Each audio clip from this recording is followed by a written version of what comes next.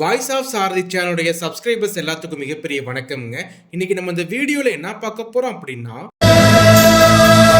என்னவோ இட்லி சுட தான் பிறந்த மாதிரியே எனக்குள்ள ஒரு நினைப்பு. இட்லி கடை இந்த படத்தோடைய ஃபர்ஸ்ட் லுக் போஸ்டர் வரும்போது, அந்த படத்தோடைய ஃபர்ஸ்ட் சிங்கிள் வரும்போது, அந்த படத்தோட அனௌன்ஸ்மெண்ட் வரும்போது, அந்த படத்தோடைய போஸ்டர்ஸ்லாம் ரிலீஸ் ஆகும்போது யாரும் பெருசா வந்து பார்த்தீங்கன்னா ஹோப் இல்லை. ஏன்னா தனுஷ் ஆல்ரெடி வந்து பார்த்தீங்கன்னா ராயன், நீக், பவர் பாண்டி இந்த மாதிரி படம் எடுத்திருக்காங்க. பவர் பாண்டி படம் செம்ம ஃபீல் குட் மூவி. ராயன் சில பேருக்கு வந்து பார்த்தீங்கன்னா செட் ஆகலாங்க, நீக் பிடிக்கல அப்படின்னாங்க. தனுஷ் மறுபடியும் டைரக்ட் பண்ணுறாங்களே, இதோடைய ஸ்டில்ஸ் இதோடைய நேச்சர்லாம் பார்க்கும்போது நல்லா இருக்குமோ நல்லா இருக்காதா, பெருசாக யாரும் இந்த படத்துக்கு இன்ட்ரெஸ்ட் காட்டலங்க. இதான் உண்மை.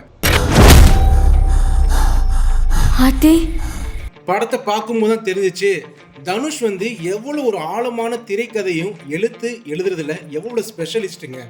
ஏன்னா உண்மையை சொல்கிறேங்க, படம் வந்து பார்த்தீங்கன்னா ஏதோ அப்போதைக்கு உள்ள பாரதி ராஜா படம் எடுத்தால் எப்படி இருக்குமோ அந்த மாதிரி ஒரு மண் சார்ந்த கதையை எடுத்து வச்சிருக்காருங்க.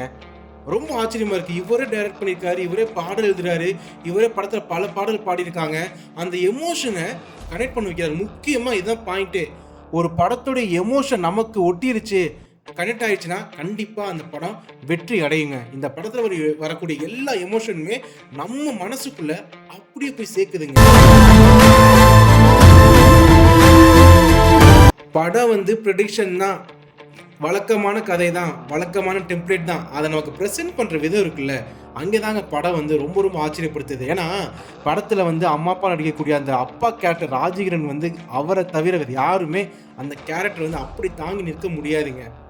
படத்தில் வரக்கூடிய நித்யா மேனன் கேரக்டராக இருக்கட்டும், அருண் விஜய் கேரக்டராக இருக்கட்டும், சத்யராஜா இருக்கட்டும், இளவரசா இருக்கட்டும், முக்கியமாக படத்தில் ஒரு கண்ணுக்குட்டி ஒரு ரோல் ப்ளே பண்ணியிருக்கீங்க. கண்ணுக்குட்டி எப்படி தான் அந்த கண்ணுக்குட்டியை வந்து நடிக்க வச்சு அது ஒரு சீன் ஒன்று இருக்குது.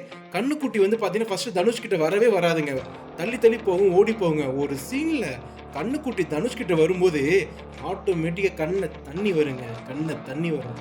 அம்மிக்கல்லும் கூட வரும், ஆட்டுக்கல்லும் கூட வரும். தனுஷ்கிட்ட ஒரு மிகப்பெரிய ஒரு பலம் ஒன்று இருக்கு. அவர் வந்து என்ன மாதிரி ரோல் ப்ளே பண்ணாலும் நம்ம நம்பிடுவோம். முக்கியமாக அவர் இந்த நெக்ஸ்ட் டோர் பாய் கேரக்டர் பண்ணால் அவ்வளோதான், முடிஞ்சு போச்சு. அங்கேயே அவர் ஜெயிச்சிருவார். எக்ஸாம்பிள் யாழினி மோகினி, அதுக்கப்புறம் அந்த குட்டியாக இருக்கட்டும், அதுக்கப்புறம் திருச்சிற்றம்பலம் படம் கூட பார்த்தீங்கன்னா பக்கத்துட்டு பையன், விஐபி, அந்த மாதிரி படம் எல்லாமே செட் ஆகும். அந்த மாதிரி படம் கண்டிப்பாக ஜெயிக்கும். இந்த படத்துலையும் அதே மாதிரி தாங்க கேரக்டர். வேட்டி சட்டை, கழுத்தில் ருத்ராட்ச கொட்டையை போட்டு நெத்தியில் பட்டையை வச்சுட்டு வருவார். ஏதோ நம்ம வீட்டு பையன், கிராமத்து பையன் எப்படி இருப்பானோ அப்படியே இருக்காருங்க.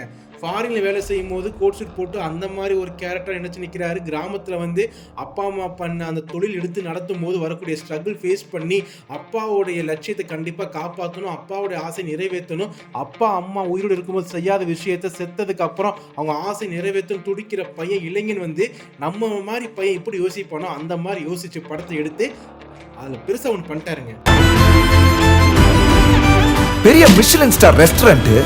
படத்துக்கு மிகப்பெரிய ஒரு ஸ்ட்ரென்த் அப்படின்னா ஜிவி பிரகாஷோட இசை தாங்க. பாடலாக இருக்கட்டும், பின்னணி இசையாக இருக்கட்டும், பின்னணி இசையெல்லாம் அப்படியே போதுங்க. காதுக்குள்ள அப்படியே ஒரு மாதிரி காற்று வந்து காதுக்குள்ள நுழைஞ்சு அப்படியே ஒரு குளிர்ச்சி ஆகும்ல, அந்த மாதிரி பண்ணியிருக்காங்க.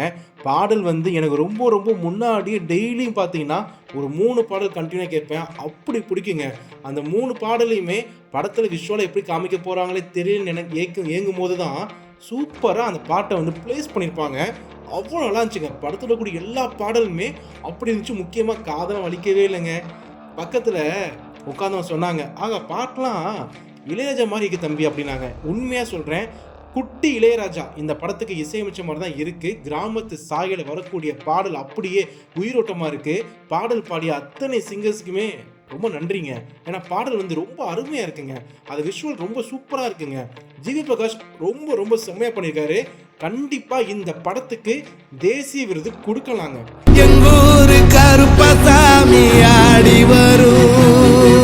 மொத்தத்தில் இந்த படம் வந்து வெளிநாட்டில் வாழ்கிறவங்களா இருக்கட்டும், இல்லை ஊரை விட்டு ஊர் போய் வேலை பார்க்குற அத்தனை இளைஞர்களுக்குமே, அத்தனை மனுஷங்களுக்குமே இந்த படம் பார்த்தீங்க அப்படின்னா கண்டிப்பாக நீங்கள் அழுதுருவீங்க. 2வது விஷயம், அம்மா அப்பா பார்க்கக்கூடிய சின்ன சின்ன தொழிலை எடுத்து நடத்துக்கக்கூடிய அத்தனை பசங்க பொண்ணுங்களுக்கும் கண்டிப்பாக கனெக்ட் ஆகுங்க.